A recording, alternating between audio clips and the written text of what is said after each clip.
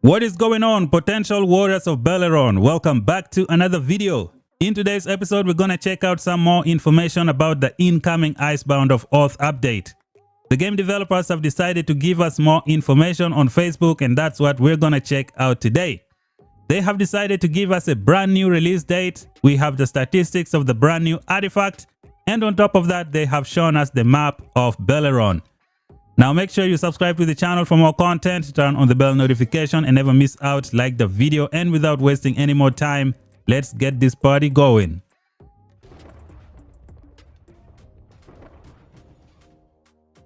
Alright, warriors of Tamaris, this is going to be one of the coolest updates ever. The game developers are not playing around this time. We're going to start off with the coolest thing about this new update, which is going to be the brand new artifact known as the Oath of the Storm Peak. This artifact belongs to FORONDIL, as you can see from the design over here. This artifact is pretty much going to change the game. Let us see the statistics, let us see the description, and then see how we can use this awesome artifact in the brand new season. Alright, it says, summons a clone of your legion. The clone has your legion skills and attributes and can cast rage skills. However, it deals 90% and takes 1600% of the damage that your legion can. Oh my goodness, now you have the ability to clone your legion for 30 seconds. I don't think I'm going to be using this artifact with cavalry. I'm definitely going to use this artifact on maybe mages like Lilia. Send Lilia to the field and then clone her for 30 seconds. You're going to have 2 Lilia doing 2 area of effect skill damage. This should be insane. I only hope that the range of this artifact is good enough to work with mages. It is going to change the game for the better. This artifact also has a passive ability. It says your legion inflicts cowardice on enemy legions and gains rampage. Okay. So from the looks of it, we can safely say that FORONDIL is going to have a cowardice ability on one of his skills. Now I think it might go as follows. 20% chance to inflict cowardice on enemy from a normal attack. Now I know this because if you go in the game and then you check out the control heroes, you're going to see a pattern. Let us start off with Mr. Velen right here. When you click the skills of Velen, you can see on his 4th skill, it says when in battle, Velen has a 20% chance to inflict magic defense break and freeze on the target, reducing their magic defense by 20% and their march speed by 20% for 3 seconds. Now this is the control ability of Velen. When you look at Kinara and then you see her awakening skill, when Kinara's legion launches a normal attack, they have a 20% chance to inflict defense break on the target legion, reducing that defense by 20% for 3 seconds. This is another control. And now when it comes to FORONDIL, I believe he's going to have a 20% chance to inflict cowardice on an enemy. That's what I think is going to happen. And the statistics that we see here, the rampage, damage dealt plus 4%, I believe this is just level 1. When you go to level 5, I think it should go maybe up to 10% damage for 10 seconds. This is going to be so awesome, guys. I cannot wait to get my hands on this artifact. It's the most exciting thing about Season 2 so far. So let us continue exploring this artifact. Let's see what else they decided to bring. And look over here. We have the brand new map. It says the new season, the Icebound Oath, new map. Discover a new land and new stories. And then let me direct your attention to the bottom here. It says smaller map for easier searching. Now this has caused a lot of confusion to some players. They think that the game developers have decided to give us a smaller map. That is not the case. Allow me to explain. The description you see here at the bottom, which says smaller map for easier searching, simply means the following. Let's go back to the game. When you zoom out and then you go to the realm when you search for stuff, as you can see here, I am moving around unnecessarily for no reason because this map is just too big. Like if you're searching for different locations, you have to move and move and move. So the game developers have decided to scale down the map. That way it's a little bit smaller and you can find things much easier. kind of like the Roots of War map. Everything is right there on the screen. You can go to a specific spot without having to move around to find something. I think this is a very good change for the game. I am very excited to see what this brand new BELLERON map is going to bring. Let us keep the process going. What else do we have here? Now let's check out the war pets. New gameplay. War pets are coming. Capture them. Hunt for the strongest, rarest war pets. Oh yeah, this is how you can get the war pets. You go, you fight it, and then you purify it like a behemoth. There are war pets that can fly. There are war pets that can walk on the ground. This is going to be so exciting, guys. One of the biggest parts of this update, everybody is waiting for these brand new war pets. I want to get my hands on a legendary war pet. Keeping things going, let me find the other war pet image and then continue analyzing the process. Alright, so here we go. Here is the second image. It says train your war pet. You can name the pet. You can pet your pet, like touch them and stuff like that in a good way. And then feed your war pets. I can see the trust level over here. We have a clown looking like war pet. We have one that is flying like a butterfly. We have a crocodile war pet. Looks great. And then we have a bear war pet over here. So let's see. Continue. Fight alongside them. Give your forces the edge in the battle. Now this image is going to answer so many questions that people are having right now.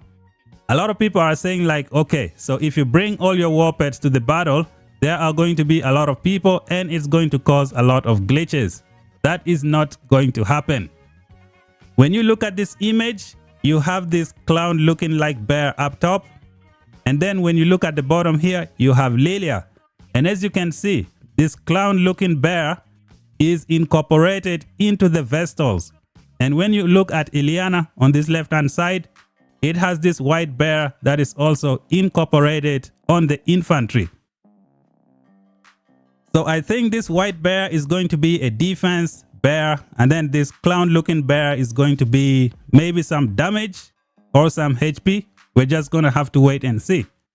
I like how they have done it. They have put the bear in the troop. Now the bear is going to move. They have put the pet inside the troops. The pet is going to move at the speed of your troops, which is awesome. And I think flying pets will only be useful with flying heroes, and then ground pets will be useful with ground warriors. This is awesome, guys. You have the chance to bring each hero with different troop types and a pet, which is great. Now you can use an attack artifact and then you use a HP pet. It's going to be a very good combination. It's kind of like having two artifacts at the same time. This is awesome. What is next? What do we need to cover over here? So we have checked this one out. We have seen this one. And then we have the new Behemoth. We have the Frost Dragon and then the Frost Giant. This Frost Dragon just reminds me of Game of Thrones with the Night King when he turned one of the dragons into an ice dragon. It just looks awesome. Was it Viserion? I don't remember correct. And then the Frost Giant is just looking scary. He's going to freeze so many people in the open field. I cannot wait to see these guys fight. Unfortunately, we're not going to be getting the Flame Dragon anymore, so we're going to miss Firamir the Fire Dancer. We're going to be getting some Frost Dragon instead. Now we're also going to be getting the old Behemoth. They're going to come back. They're going to have some prefixes when they fight.